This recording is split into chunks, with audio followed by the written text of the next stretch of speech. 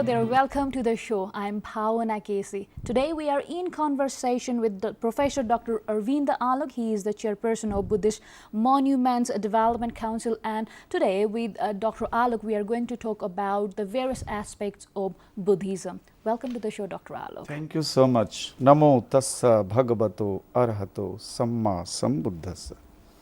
Dr. Alok, you have been promoting actually the exact birthplace of Lord Gautama Buddha. There are lots of misconceptions regarding the birthplace of Gautama Buddha, and you have been working to dissect the illusion that actually Gautama Buddha was born in Nepal, not in India. How have you been doing this?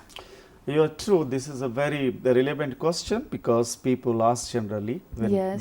they have a confusion And about actually the birthplace. Nepali side, Yes. they have they And put around the allegations on the Indian side for mispromoting about the exact birthplace of Lord Gautama and Buddha. sometime in the entire Buddhist world also, Yes. because I visit many countries for my lecture and for my participation.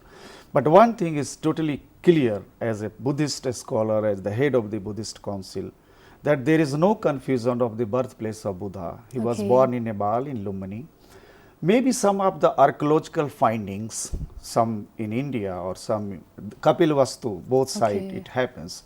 So sometimes discussion among the archaeologists go on, and here they feel that confusion is that India also try to project the birthplace of Buddha in India, but it's not true.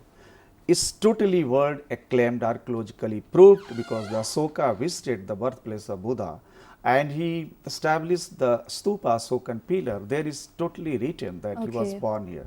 And we are not going to focus more because it's totally proved. Yes, some misunderstandings are, and archaeologists are the people who always try to research and research and Okay. research. But as a Buddhist scholar and as a devout Buddhist follower of the teachings of Buddha, now there is no confusion about the birthplace of Buddha. He was born in Nepal.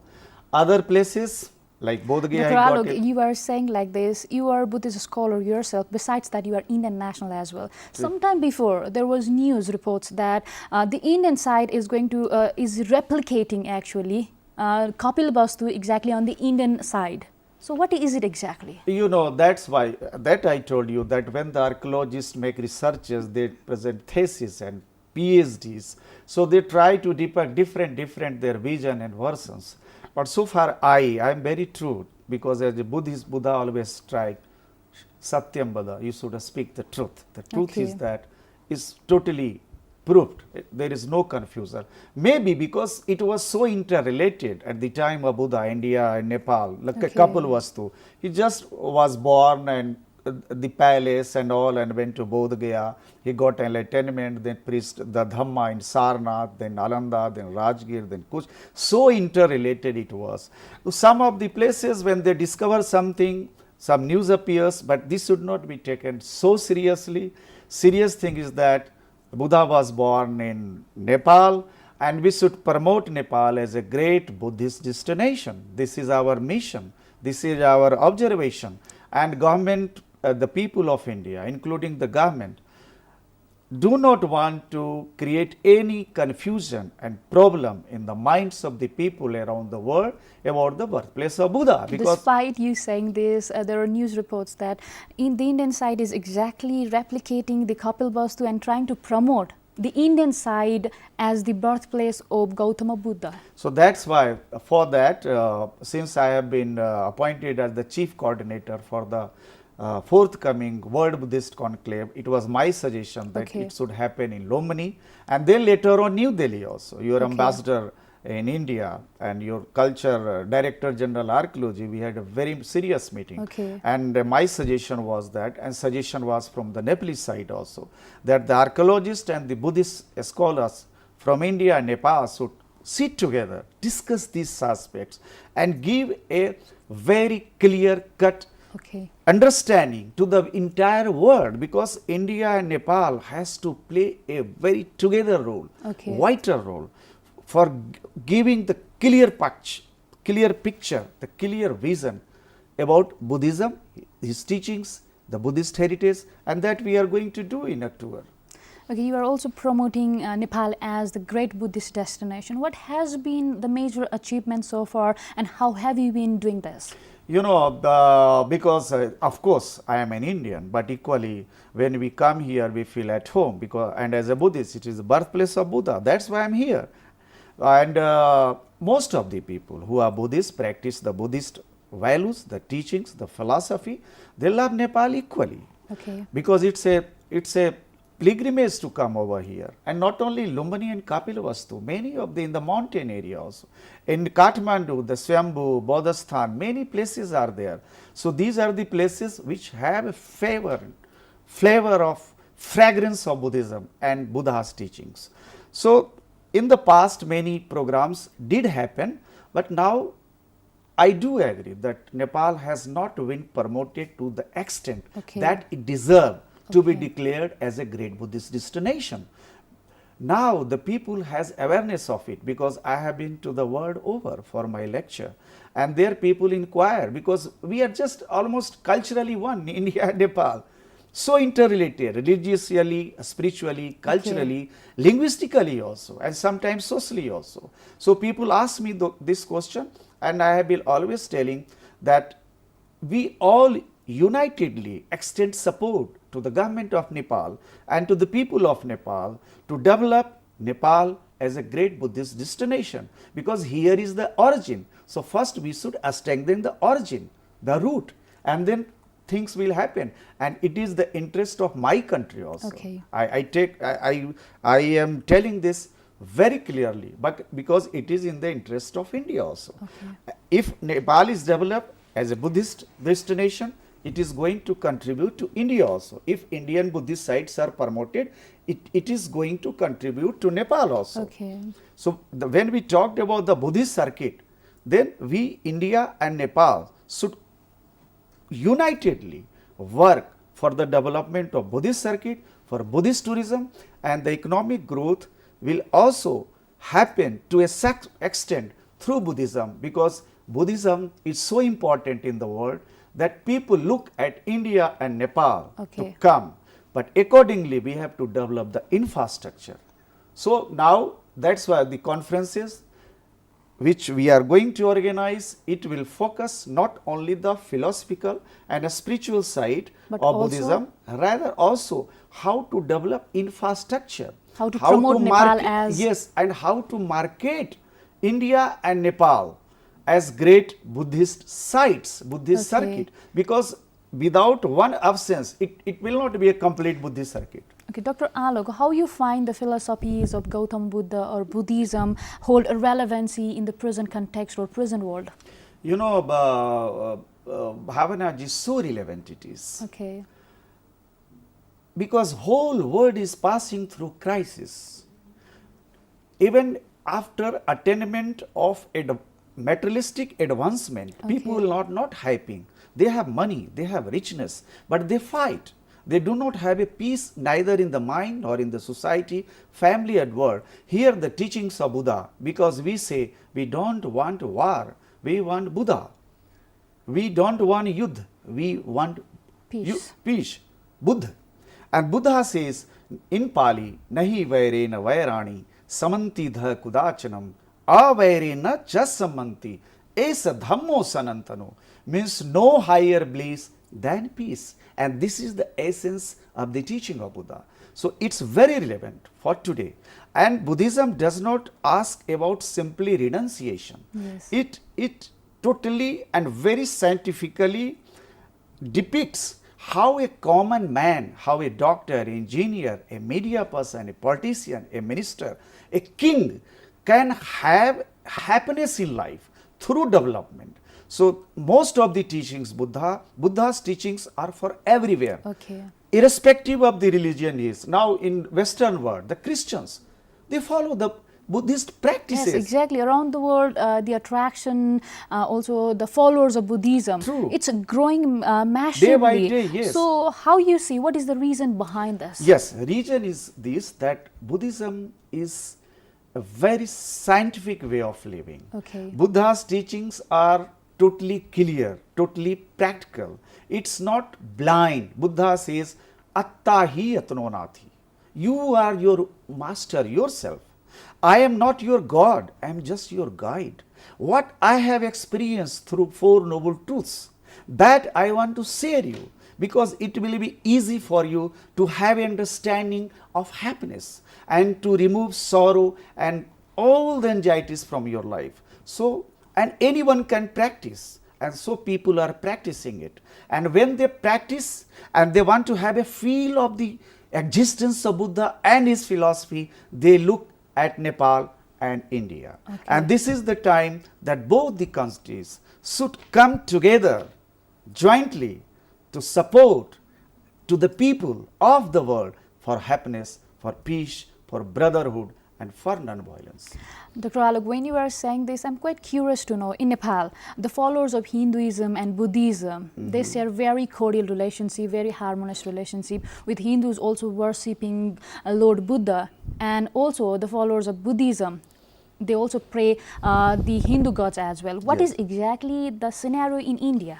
You know, in India also the same wise, because Okay. we have three types of Buddhists nowadays. At the time of Buddha, it was one way only. Later on, after his passing away, Mahaparinibbana, different schools of thoughts and Buddhism came into, like Hinayan, Mahayana, Vajrayana. Yeah. Vajrayana is in the mountain area. The same, you have the mountain area, Himalayan area, in India also same area, and the plain area where Theravada is practiced. Because Hinduism and Buddhism is culturally, linguistically, and socially is very closely related. Very Quite closely similar related. as well. Very similar. Only, as I told you, people ask me, what is the basic difference between Buddhism and Hinduism? We think same. I say everything is. If you are a Sanskrit scholar, you can be a great Pali scholar, Okay. a great Buddhist scholar. So is there. There is no different of opinion. The way you offer prayer, everything same. But big difference is Okay. that in Buddhism, more empowerment and the power is about God. Here it says, Aham Brahmamasti, I am your God. Whatever you are because of me. If you are living, because of me. You will die because of me. You will eat because of me. Everything, if you are doing the karma because of me. Buddha says, no, I am not your God, I am your guide. I am not your Vidhata, I am your Sasta. It is totally clear. And that's why big difference is this, only difference is this, rest culturally, linguistically, ritually also almost similar. And but it's in harmony. Not only in India and Nepal, you go to Sri Lanka, you go Okay. to Thailand, Cambodia, Vietnam, Mongolia, you will find Hindu god and goddesses are there in Buddhist temple. Yes, so it's a good that this blend of togetherness between Okay. Hinduism and Buddhism is nice. It looks nice, and it contributes to the overall development of Buddhist thoughts. Okay, before moving into other questions, Buddhism, it largely promotes a salvation. So what is exactly the path to liberation as defined by Buddhism? You know, that's why really because in Buddhism, the salvation or Yes. renunciation or liberation, Buddha said 3 stages, and that also came under the Eightfold Path: Shil, Samadhi, Yes. and Pragya. In order to get salvation or wisdom or Pragya, you have to first develop Seal within you. Soul means ethics. Yes, ethics, good morality. Yes. Without inculcating moral values, cultivation of Yes. moral values, you cannot do. Even you cannot meditate, the samadhi, insight That is meditation. meditation. Yes, you have to prepare yourself. And the other prajna, that is wisdom. Wisdom. Then lastly, wisdom. If you just try to practice wisdom, it is impossible. So, and then the word we use, nirvana. Nirvana. Buddha says, swast paramo labha nibbanam param sukham. But if you have a good body, good health, then you are entitled to enlightenment, because then you cannot practice properly, meditate properly, samadhi properly. Then you will not have this enlightenment, nibbana. So this salvation is, you can understand this way, then when you get salvation, you are totally liberated from the cycle of birth and death, from all the problems. You are always in happiness. You are always in consciousness. But before that, Buddha also said in one, Sabba papasya akaranam kusalasa upasampada paryad padam etam buddhana sasana. This is the Buddha sasana. This is Buddhism, the teaching of the Buddha, that be away from all the crimes, mental crime, physical crime, family crime, social crime, national crime, and world crime. Because of all these defilements, problems are coming up. And he just found that every problem is a reason behind. That's the Four Noble Truth. But to have all these solutions of all the problems, Buddha talked about and gave a very, this is the eightfold path. To have, to solve the problem, like political problem also, economic problem, you must have a right understanding of the problem. Buddhism, it also promotes that the meditation, it leads to salvation and also enlightenment. You know, this is almost similar, similar. But of course, meditation is what? You know, Buddha always said mind is more important than karma. Hinduism says karma is more important. Buddhism says money is more important, because if you have a good mind, a wisdomful mind, a tolerant mind, a compassionate mind, then naturally good karma will follow. But if you have a disturbed mind, polluted mind, negative mind, how can you accept good performance and karma? So here more emphasis is on the mental development. Is given to inner peace as well, yes. not only the peace outside the world, yes, but inner peace. Yes, if you have a peace within, you will contribute peace to the family, to the society, to the nation, and then world peace. And in order to have all this cultivation, you need to do meditation. That's why in Buddhism it is called vipassana, insight. Yes. And for this, you have to have before that right understanding, right view, right effort, right.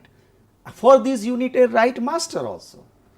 So meditation is very popular these days, and though I am teaching Buddhism, but teaching is not enough. Practicing is more important. It's like a laboratory. Buddhist thoughts and teachings are very scientific. You can feel it anytime. The way you eat, the way you speak, the way you write, the way you sit, the way you talk, the way you live.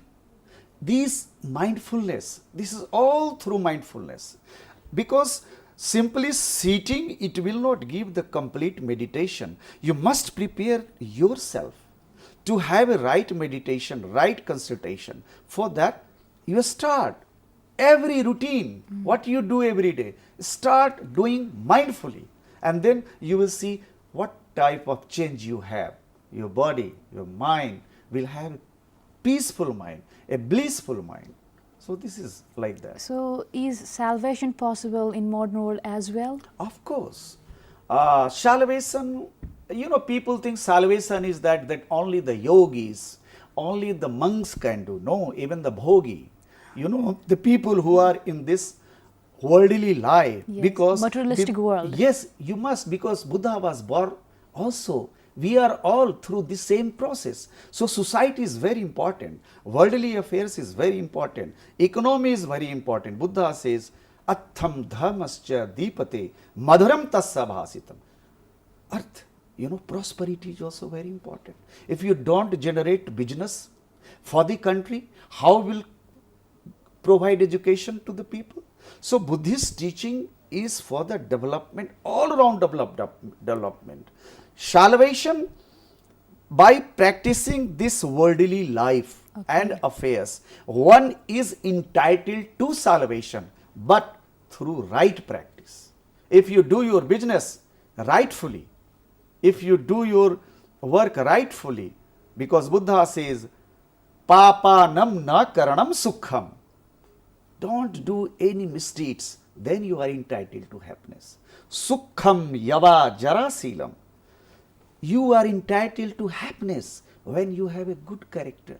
And it is everyone for young, yuva, young, and for old people, all stages of people. So this is very important, and one can practice in his own lifetime. But we have to guide the people. And here Nepal has to, just see that definitely from the childhood, Buddha as Siddhartha had all these surroundings, big prosperity, Yes. big environment. He So was a he had, prince. only such person can define what is the difference between poverty and richness. Yes. What is the difference between, this peace Right. and bliss. Right.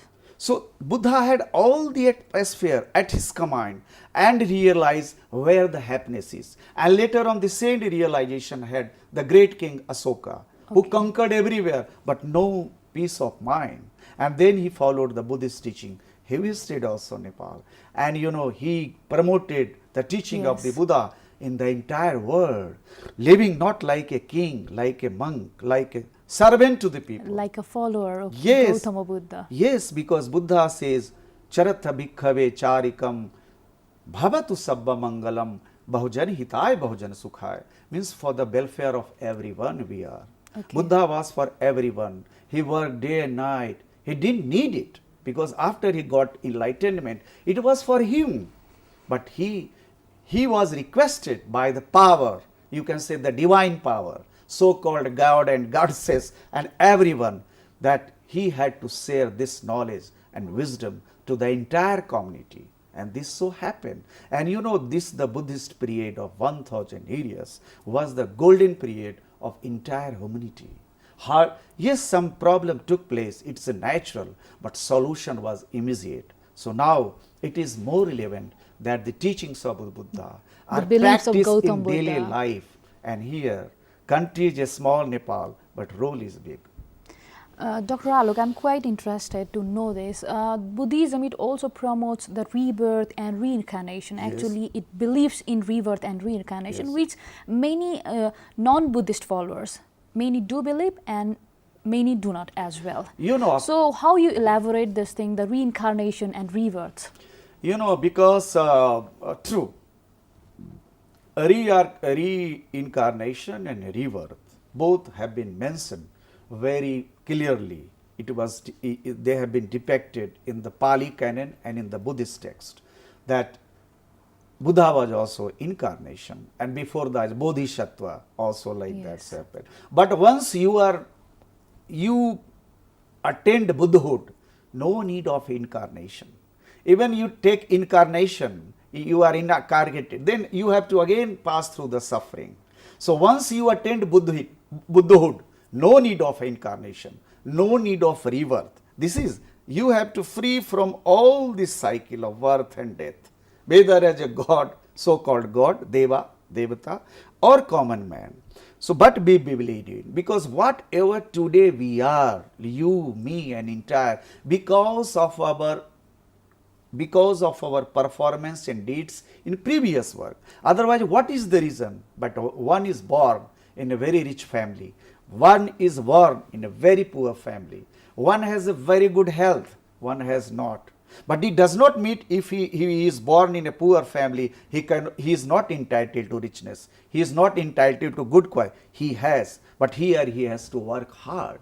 So it all happens because of the deeds you had in your previous life. But if you want to have your future life totally secure, a good life, a good human life, a pleasant life, a happy life, you must do good deeds in life, this life too. Dr. Alok, besides you saying the connection between the previous life and the present life of the human and the deeds or misdeeds they did, actually I'm quite interested to knowing about the rebirths, because in Buddhism we know that the certain monk or certain Buddhist guru has been reborn and he was some other guru in his previous life. Yes, this is called this is very popular in Vajrayana. I was in Tibet. I have the honor to visit the entire Buddhist world, even Tibet, very few people go there. I delivered series of lecture there. In Vajrayana Buddhism, which was the center, that is one of the forms of Buddhism. Yes, so that, yes. And in Vajrayana Buddhism, this is the Tibetan Buddhism, you can say, or the mountain Buddhism, you can say. Here is the philosophy of Rinpoche. Most of the guru, they are declared as the incarnation of, I mean, Rinpoche means Yes. has taken birth. But in other traditions, in Theravada, no such traditions are. But as a Buddhist, as a Buddhist scholar, I don't disagree, because it's, you know, it's a part of culture, you know, it's a part of faith, it's a part of belief. But only my request to everyone always is that don't deviate from the original teachings of Buddha, you know. Because when Buddha says that you are very powerful, simply you have to cultivate wisdom within yourself. You cannot get enlightenment because of my blessings. You can get enlightenment and salvation because of your own work. So here in Vajrayana it's very popular. In other schools of Buddhism, it's not so like that. But it does not mean I don't support it, because Besides it's a part Vajrayana, of what culture. are the other schools of Buddhism? You know, the first is the Hinayan. This is called the Theravada, Okay. originally. Then other the Mahayana, like which is practiced in Japan, Korea, Okay. few parts of China also, and in Vietnam also, in Mongolia also, and Nepal also, in India also, and several places.